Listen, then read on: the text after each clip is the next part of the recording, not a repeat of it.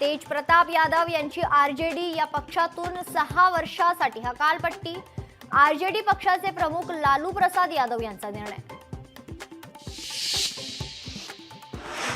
पंतप्रधान नरेंद्र मोदींच्या उपस्थितीत दिल्लीतील एनडीएच्या घटक पक्षांची बैठक संपली। देशभरातील 20 राज्यांचे मुख्यमंत्री उपमुख्यमंत्री होते उपस्थित।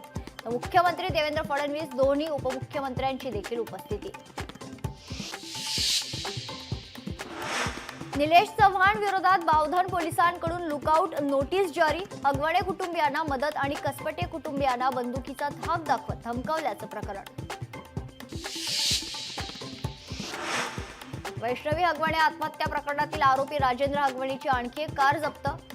खरं तर फरार असताना वापरलेली कार बावधन पोलिसांनी ताब्यात घेतली। पिंपरी चिंचवडमध्ये आणखी एक हुंडाबळी। 22 वर्षीय विवाहितेची आत्महत्या। मात्र विवाहितेच्या कुटुंबियांकडून संशय व्यक्त। आरोपीवर गुन्हा दाखल, मात्र आरोपी फरारच।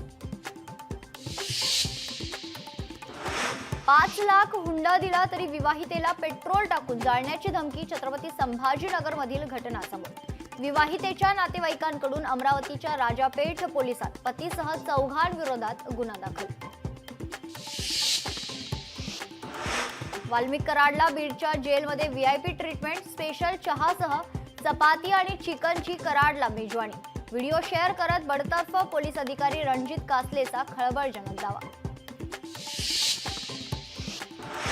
मान्सून महाराष्ट्रात दाखल, हवामान विभागाची माहिती। तर आज राज्याला पावसाचा रेड अलर्ट। मुंबईसह राज्यातील अनेक शहरात पावसाळ्यात पाणी तुंबण्याची शक्यता। लोकशाही मराठीच्या रियालिटी चेकमध्ये नालेसफाईचा पर्दाफाश। भारत जगातील 4थी सर्वात मोठी अर्थव्यवस्था। जपानला मागे टाकत भारत 4थ्या क्रमांकावर पोहोचला। नीती आयोगाच्या अध्यक्षांची माहिती।